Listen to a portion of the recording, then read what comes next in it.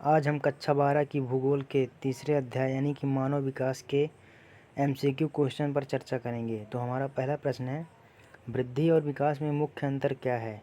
तो इसका सही उत्तर होगा ऑप्शन नंबर सी, वृद्धि मात्रात्मक परिवर्तन है और विकास एक गुणात्मक परिवर्तन है।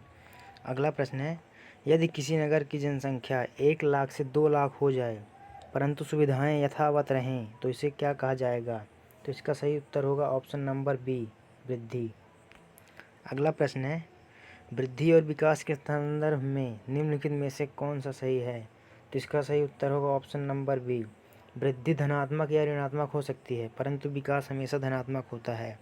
अगला प्रश्न है, मानव विकास की अवधारणा किसने प्रतिपादित की? तो इसका सही उत्तर होगा ऑप्शन नंबर डी, महबूब उल हक। अगला प्रश्न है, मानव विकास का केंद्र बिंदु क्या है? तो इसका सही उत्तर होगा ऑप्शन नंबर बी, मनुष्य। अगला प्रश्न है, अमर्त्य सेन के अनुसार विकास का मुख्य ध्येय क्या है? तो इसका सही उत्तर होगा ऑप्शन नंबर ए, स्वतंत्रता में वृद्धि।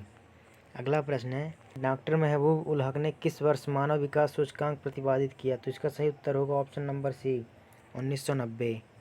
अगला प्रश्न है, यूएनडीपी द्वारा मानव विकास प्रतिवेदन किस वर्ष से प्रकाशित किया जा रहा है? तो इसका सही उत्तर होगा ऑप्शन नंबर बी, 1990। अगला प्रश्न, निम्न में से किसने कहा था कि जन समुदाय ही राष्ट्रों के वास्तविक धन होते हैं? तो इसका सही उत्तर होगा ऑप्शन नंबर बी, डॉक्टर महबूब उल हक। हमारा अगला प्रश्न है, मानव विकास के 4 स्तंभ कौन से हैं? तो इसका सही उत्तर होगा ऑप्शन नंबर ए, समता, सतत पोषणीयता, उत्पादकता और सशक्तिकरण। हमारा अगला प्रश्न है, मानव विकास में सशक्तिकरण का क्या अर्थ है? इसका सही उत्तर होगा ऑप्शन नंबर सी, अपने विकल्प चुनने की शक्ति प्राप्त करना। अगला प्रश्न है, तो इसका सही उत्तर होगा ऑप्शन नंबर बी, यानी कि पहले का चौथा। समता का होगा सभी को अवसरों की समानता। बी, सतत पोषणीयता का होगा प्रत्येक पीढ़ी को अपनी भावी पीढ़ियों के लिए विकल्पों और अवसरों की उपलब्धता को सुनिश्चित करना। उत्पादकता का होगा सभी व्यक्तियों को बेहतर स्वास्थ्य सुविधाएं प्रदान करना। सशक्तिकरण का होगा सुशासन और लोकोन्मुखी नीतियाँ। अगला प्रश्न है, मानव विकास के निम्नलिखित उपागमों में से किसमें सभी प्रकार की विकासात्मक गतिविधियों का केंद्र मानव होता है? सही उत्तर होगा ऑप्शन नंबर बी, कल्याण उपागम। अगला प्रश्न है, आय उपागम किस विचार पर आधारित है? इसका सही उत्तर होगा ऑप्शन नंबर डी, आय का स्तर स्वतंत्रता को दर्शाता है। अगला प्रश्न है, कल्याण उपागम के अनुसार लोग किस रूप में देखे जाते हैं? तो इसका सही उत्तर होगा ऑप्शन नंबर बी, निष्क्रिय प्राप्तकर्ता। अगला प्रश्न है, आधारभूत आवश्यकता उपागम में न्यूनतम आवश्यकताओं की संख्या कितनी बताई गई थी? सही उत्तर होगा ऑप्शन नंबर सी, 6। अगला प्रश्न है, आधारभूत आवश्यकता उपागम किस संगठन ने प्रस्तावित किया था? तो इसका सही उत्तर होगा ऑप्शन नंबर बी, अंतर्राष्ट्रीय श्रम संगठन। अगला प्रश्न है, क्षमता उपागम का संबंध किससे है? तो इसका सही उत्तर होगा option number A, Amartya Sen. हमारा अगला प्रश्न है, मानव विकास सूचकांक किन 3 आयामों पर आधारित है? तो इसका सही उत्तर होगा ऑप्शन नंबर बी, स्वास्थ्य, शिक्षा तथा संसाधनों तक पहुँच। अगला प्रश्न है, एसडीआई में स्वास्थ्य के मूल्यांकन हेतु कौन सा सूचक प्रयोग किया जाता है? सही उत्तर होगा ऑप्शन नंबर बी, जन्म के समय जीवन प्रत्याशा। अगला प्रश्न है, एसडीआई में शिक्षा को मापने के लिए कौन से 2 सूचक प्रयोग किए जाते हैं?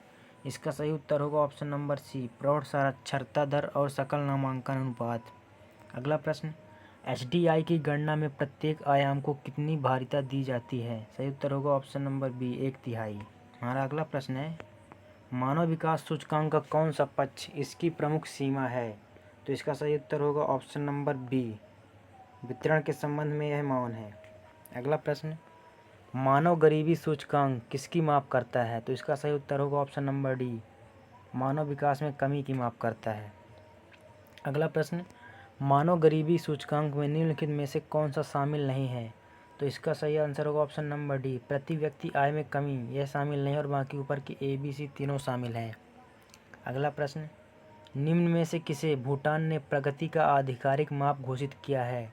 तो इसका सही उत्तर होगा ऑप्शन नंबर सी, सकल राष्ट्रीय प्रसन्नता। अगला प्रश्न है, अंतर्राष्ट्रीय तुलनाओं में किसका मानव विकास सूचकांक भारत से ऊंचा बताया गया है? सही उत्तर होगा option number B, Sri Lanka, Trinidad और टोबैगो। अगला प्रश्न है, उच्च मानव विकास स्कोर वाले देशों में कौन सी समानता पाई जाती है? ऑप्शन नंबर बी, सामाजिक क्षेत्र में उच्च निवेश।